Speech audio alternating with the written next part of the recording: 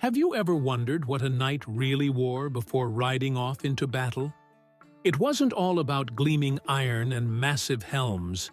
Beneath the armor lay a full-blown ritual of preparation, a cocoon of layers meant to turn fragile flesh into a war machine.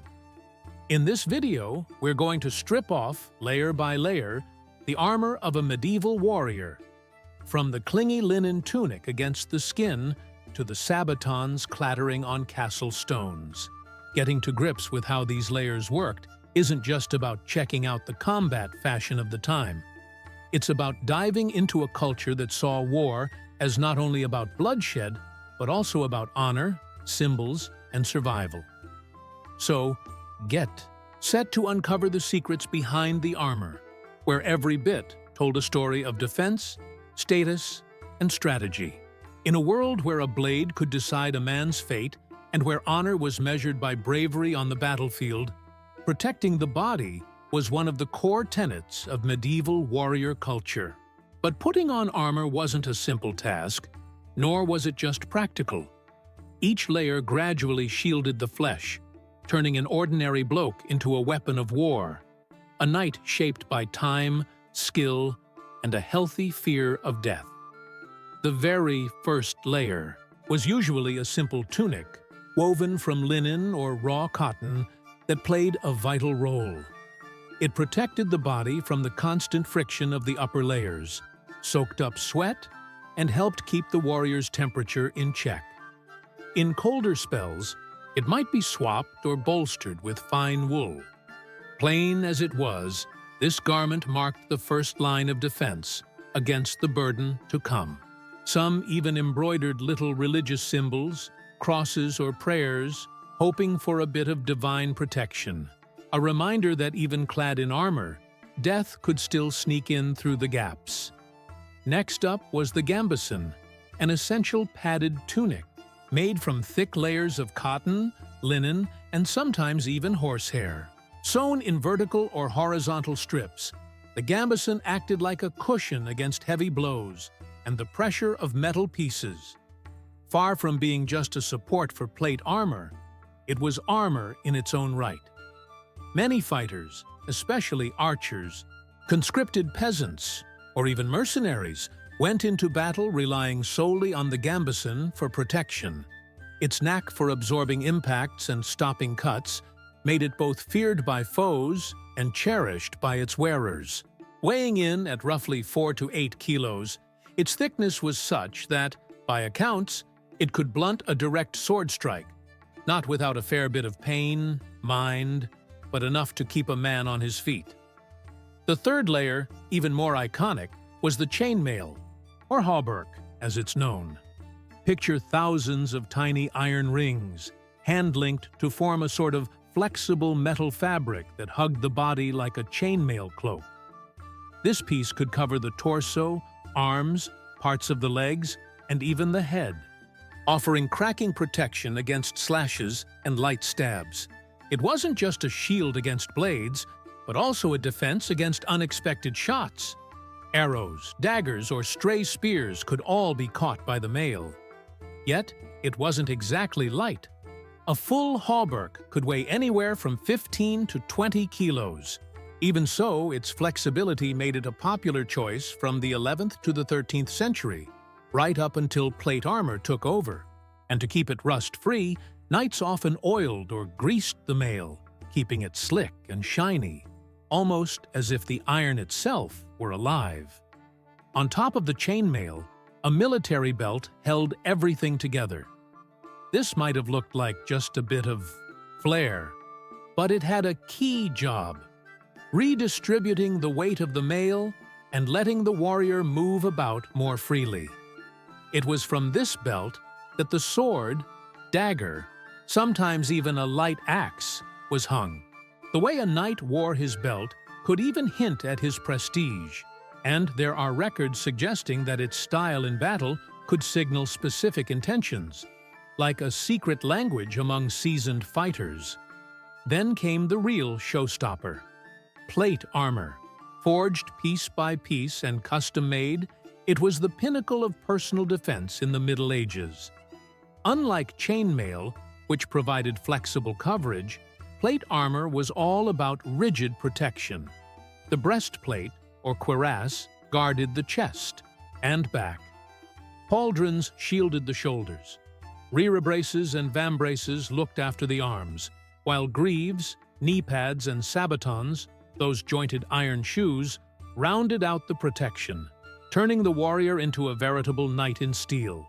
These armors hit their stride between the 14th and 15th centuries, with full suits weighing in at around 25 to 30 kilos, so well balanced that the knight could run, ride, and even climb stairs with surprising ease.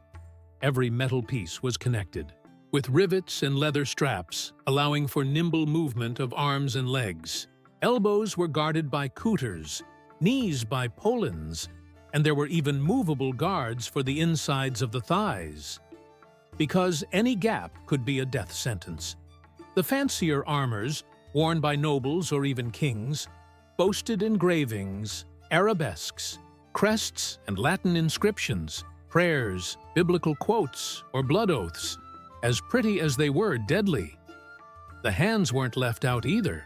They were protected by gauntlets, those articulated pieces that let the warrior grip his weapons with confidence.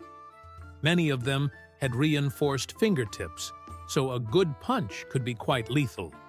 Sometimes, the insides were lined with fabric, or animal skin for a bit of extra comfort, a small luxury amidst the chaos of battle.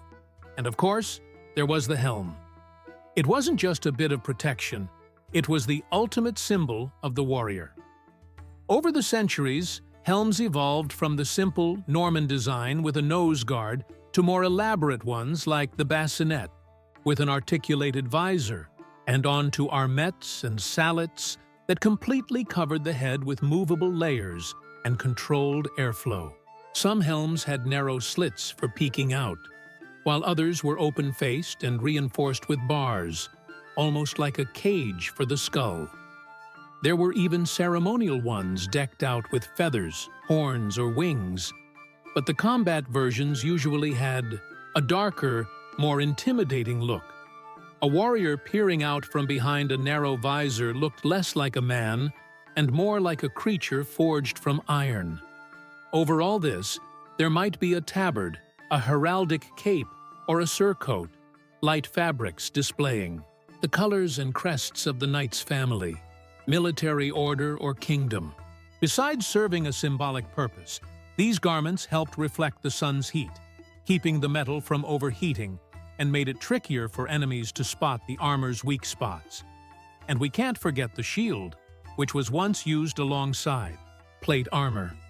Although it gradually fell out of favor as armor advanced, it was indispensable for centuries. Big Norman shields, round Viking ones, heater shields with a pointed bottom, each adapted to the type of fighting at hand. They not only protected, but also pushed, and even knocked opponents over. Like the armor, every shield could be painted, with tails, dragons, crosses, beasts, moons, and swords, symbols that spoke of strength, lineage, and faith. Getting all this gear on wasn't a one-man job either. Many knights needed a crew, squires who knew every leather strip, buckle, and fitting. It was like assembling a living suit of armor, piece by piece, prepping a body for the field where kings fell and peasants became legends. But as impressive as it was, no armor was perfect. The joints, no matter how well protected, were still weak spots. A well-placed blow to the armpit, behind the knee, or on the helm's visor could ruin everything. That's why a warrior needed more than just iron. He needed instinct, agility, and a dash of luck. Armor was both shield and shackle. It gave strength, but demanded sacrifice. It stood as much a symbol of glory as a reminder that death was always lurking. Beyond the metal and its battlefield utility, medieval armor was a construction of identity.